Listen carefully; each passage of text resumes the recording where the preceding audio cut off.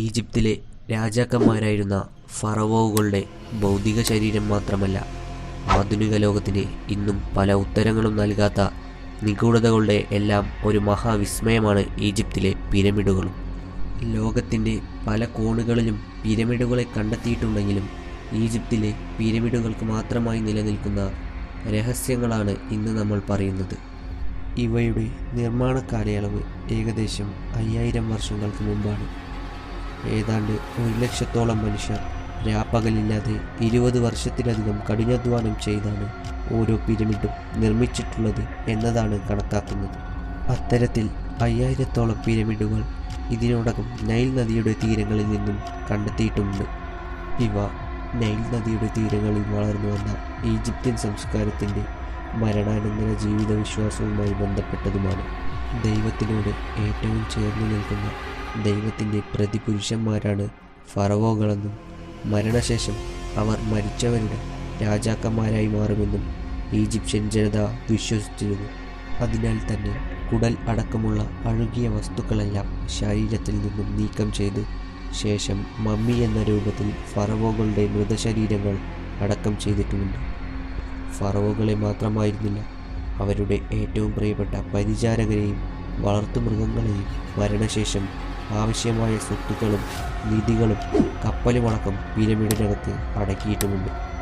Egyptian സംസ്കാരത്തിൻ്റെ പതനത്തിനു ശേഷം ഇത്തരത്തിൽ അടക്കം ചെയ്ത നിധികൾ തേടി പലരും എത്തുകയും അതീവ നിഗൂഢതകളോടെ പിരമിഡുകൾ അവരെ സ്വാഗതം ചെയ്യുകയും ചെയ്തു.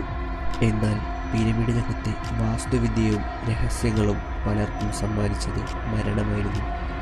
നെപ്പോളിയനും അലക്സാണ്ടറുമെല്ലാം പിരമിഡുകളെ തേടിയെത്തിയെങ്കിലും അവർ പോലും പ്രധാന നിധികളൊന്നും കണ്ടെത്താതെ പരാജയം സമ്മതിച്ച് മടങ്ങുകയായിരുന്നു എന്നും ചരിത്രങ്ങൾ പറയുന്നുണ്ട്. എന്നാൽ അതിവിദഗ്ധരായ ചിലർ പിരമിഡിനകത്തെ പല നിധികളും കൈക്കലാക്കിയിട്ടുമുണ്ട്. ദിക്കുകളെയും നക്ഷത്രങ്ങളെയുമെല്ലാം അടിസ്ഥാനമാക്കി നിർമ്മിച്ചിട്ടുള്ള ഈജിപ്തിലെ പിരമിഡുകൾ ആധുനിക വാസ്തുവിദ്യ പോലും തലകുനിച്ചു പോകുന്നതാണ്. അത്രയും ഗംഭീരമാണ് ഇവ. ഗിസയിലെ ദ ഗ്രേറ്റ് പിരമിഡുകളായിരുന്നു 19-ാം നൂറ്റാണ്ട് വരെ ലോകത്ത് നിലനിന്നിരുന്ന ഏറ്റവും വലിയ മനുഷ്യനിർമ്മിത വസ്തു. അതിനുശേഷമാണ് സിമൻറ്റും കമ്പിയെല്ലാം ഉപയോഗിച്ച് പിരമിഡിനേക്കാൾ വലിയ നിർമ്മിതികൾ ഉണ്ടാക്കിയെടുത്തതും. ഇപ്പോഴും ഭാരത്തിൻ്റെ കാര്യത്തിൽ പിരമിഡുകൾ ഒരു പിടി മുന്നിലാണ്. 2,35,000-ഓളം കല്ലുകൾ കൊണ്ട് നിർമ്മിക്കപ്പെട്ട ഗിസയിലെ പിരമിഡിന് ആധുനിക മനുഷ്യൻ നിർമ്മിച്ച ബുർജ് ഖലീഫയേക്കാൾ ഭാരമുണ്ട്. ഈ പറഞ്ഞ കല്ലുകളിലെ ഒരു കല്ലിൻ്റെ ഭാരം ഏകദേശം 2200 കിലോയിലധികം ഭാരമുണ്ടായിരുന്നു.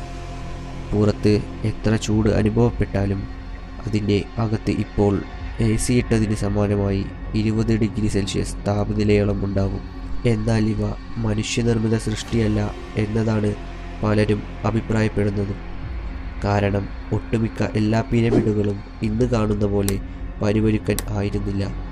സൂര്യപ്രകാശത്തിൽ പൂർണ്ണമായും തിളങ്ങുന്ന ഒരു കണ്ണാടി പോലെയായിരുന്നു പിരമിഡുകളും നിർമ്മിക്കപ്പെട്ടത്.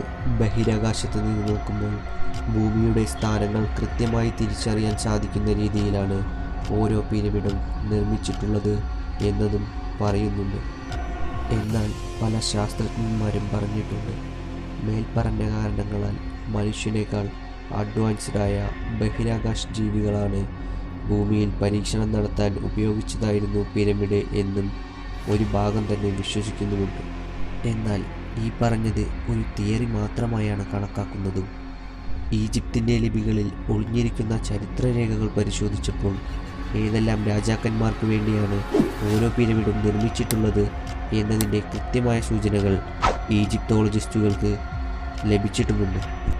അങ്ങനെയെങ്കിൽ എന്തുകൊണ്ടാണ് ഇത്രയും കൃത്യമായ രീതിയിൽ ഊർജത്തെക്കുറിച്ചും ഗണിതശാസ്ത്രത്തെക്കുറിച്ചും വാസ്തുവിദ്യകളെക്കുറിച്ചും എങ്ങനെ ആ ജനത ഇത്രത്തോളം ന്യായമുള്ളവരായി തീർന്നു? ആ ചോദ്യങ്ങളെല്ലാം ഇപ്പോഴും നിഗൂഢതകളായി തീർന്നിരിക്കുകയാണ്. അപ്പോൾ മറ്റൊരു വീഡിയോയുമായി വീണ്ടും കാണാം.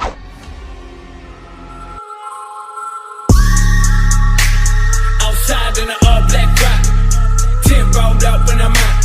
Say they all wanna live, but I